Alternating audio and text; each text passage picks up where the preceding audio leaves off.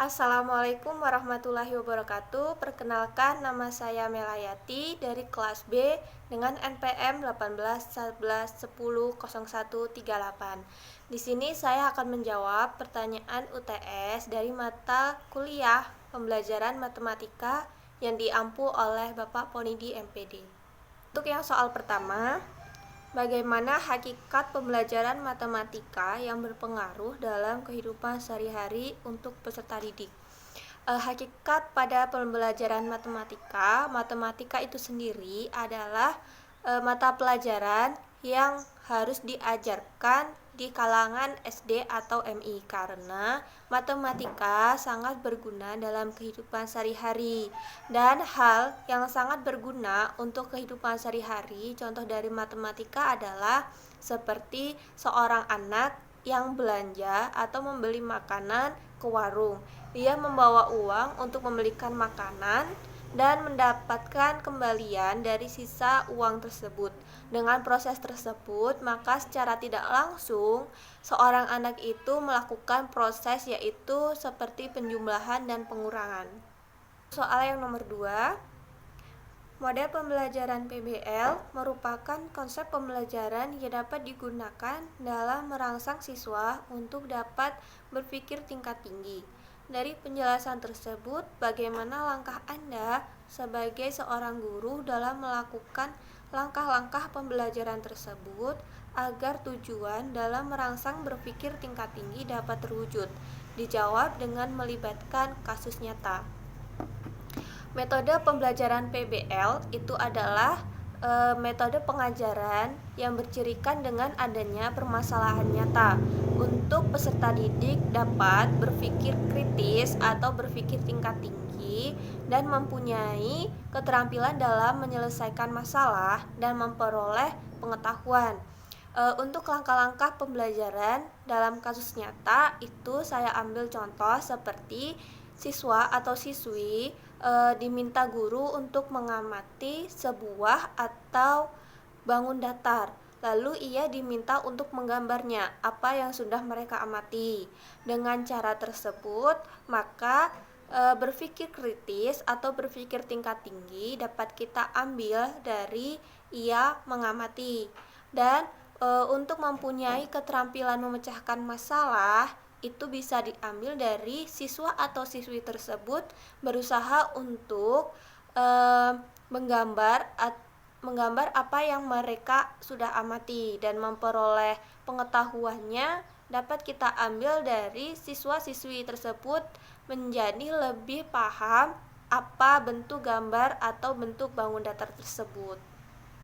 Untuk soal yang nomor 3, buatlah konsep pembelajaran yang mengaitkan dengan PMRI terutama di kelas rendah. Sudah kita ketahui bahwa PMRI itu dimulai dari suatu hal yang nyata sehingga peserta didik dapat terlibat dalam proses pembelajaran tersebut. Konsep pembelajaran menurut saya yaitu seperti yang pertama, guru harus menyiapkan materi terlebih dahulu sebelum disampaikan kepada peserta didik. Dan yang kedua, guru menyampaikan materi dengan menyatakan masalah nyata. Dan yang ketiga, siswa diarahkan untuk menyelesaikan masalah tersebut. Dan yang keempat, siswa berusaha untuk menjawab dan guru harus mengarahkan agar hasil yang dikerjakan oleh siswa sesuai dengan tujuan yang dicapai. Dan masalah nyata dalam konsep pembelajaran tersebut contohnya seperti guru menyiapkan yaitu 1 bungkus coklat yang berisikan dengan 12 biji coklat, dan guru meminta untuk siswa atau peserta didik membaginya kepada teman-teman dengan jumlah yang sama, dan pada kelas tersebut jumlah peserta didik tersebut berjumlah 6 peserta, sehingga dalam proses pembelajaran tersebut secara tidak langsung peserta didik dapat melakukan operasi bilangan pembagian dengan hal nyata, yaitu membagi coklat kepada teman-temannya.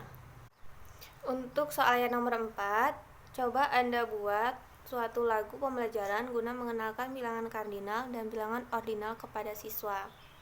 yaitu ayo kawanku, kita urut bilangan. Angka 1 disebut yang pertama, angka 2 disebut yang kedua, angka 3 disebut yang ketiga, angka 4 disebut yang keempat, angka 5 disebut yang kelima.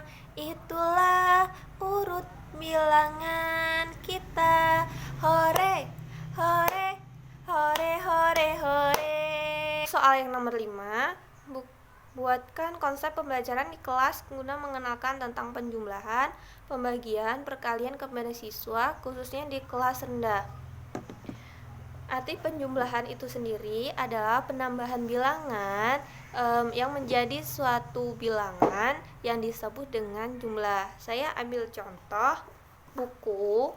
Saya mempunyai 2 buku di tangan kanan dan 2 buku di tangan kiri. Di sini saya akan melakukan penjumlahan di tangan kanan dan buku di tangan kiri, dan hasilnya adalah 4 karena kenapa hasilnya 4? Karena dia melakukan penambahan. Dan yang kedua itu ada perkalian. Perkalian itu adalah operasi aritmatika penskalaan satu bilangan dengan bilangan lain. Saya ambil contoh buku. Saya mempunyai 2 buku di tangan kanan, 2 buku di tangan kiri. Saya lakukan perkalian. 2 dikali 2 hasilnya akan 4. Dan yang ketiga itu ada pembagian. Pembagian itu adalah operasi aritmatika dengan cara dibagi. Saya ambil contoh. Saya mempunyai 1 bungkus kue yang terdapat 2 kue di dalam 1 bungkus ini. Saya akan membaginya dengan 1 teman saya. Jadi hasilnya adalah setiap orang itu mendapatkan 1 kue karena 2 dibagi 2 hasilnya 1.